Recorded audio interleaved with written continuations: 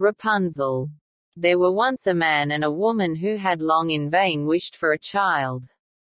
At length the woman hoped that God was about to grant her desire.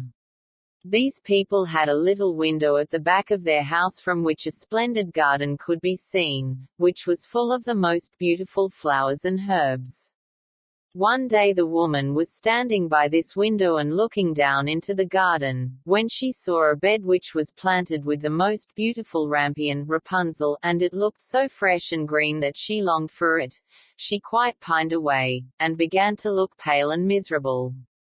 Then her husband was alarmed, and asked, "What ails you, dear wife?" "Ah," she replied, "if I can't eat some of the rampion, which is in the garden behind our house, I shall die." The man, who loved her, thought, "Sooner than let your wife die, bring her some of the rampion yourself, let it cost what it will." At twilight, he clambered down over the wall into the garden of the enchantress, hastily clutched a handful of rampion, and took it to his wife. She at once made herself a salad of it, and ate it greedily. It tasted so good to her, so very good, that the next day she longed for it 3 times as much as before.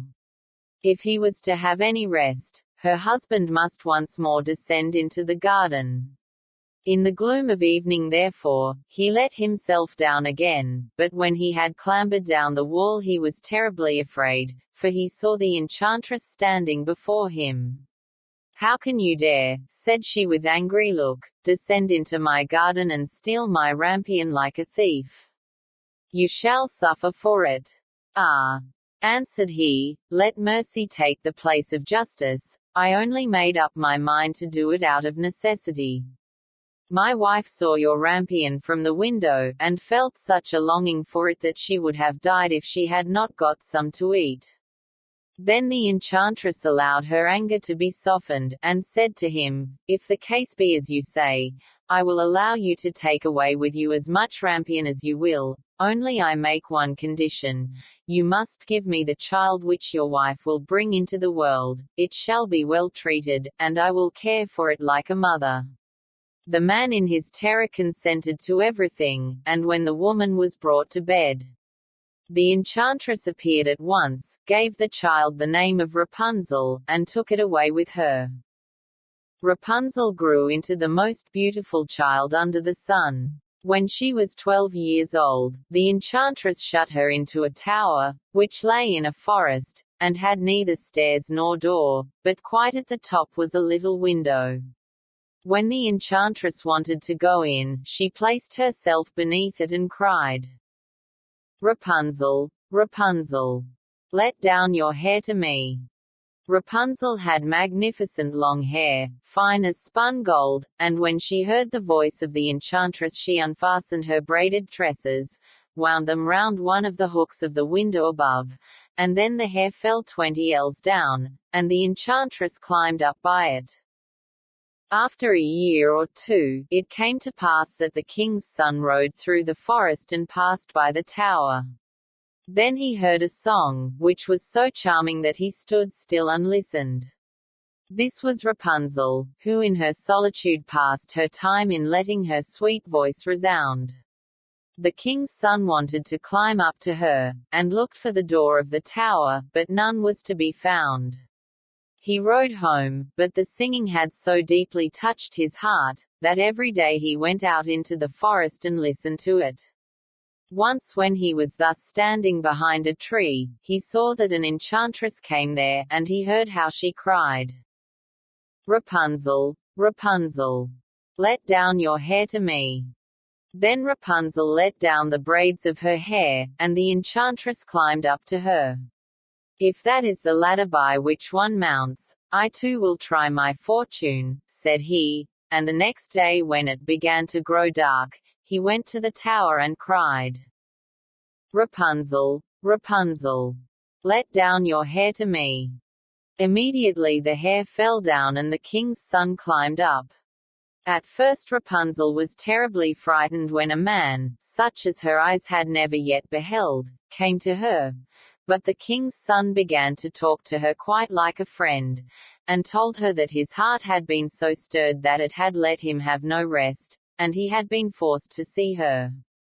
Then Rapunzel lost her fear, and when he asked her if she would take him for her husband, and she saw that he was young and handsome, she thought, "He will love me more than old Dame Gothel does," and she said yes, and laid her hand in his. She said, "I will willingly go away with you, but I do not know how to get down. Bring with you a skein of silk every time that you come, and I will weave a ladder with it, and when that is ready I will descend, and you will take me on your horse." They agreed that until that time he should come to her every evening, for the old woman came by day. The enchantress remarked nothing of this, until once Rapunzel said to her, "Tell me, Dame Gothel, how it happens that you are so much heavier for me to draw up than the young king's son. He is with me in a moment." "Ah, you wicked child," cried the enchantress. "What do I hear you say? I thought I had separated you from all the world, and yet you have deceived me." In her anger she clutched Rapunzel's beautiful tresses, wrapped them twice round her left hand, seized a pair of scissors with the right, and snip, snap, they were cut off, and the lovely braids lay on the ground. And she was so pitiless that she took poor Rapunzel into a desert where she had to live in great grief and misery.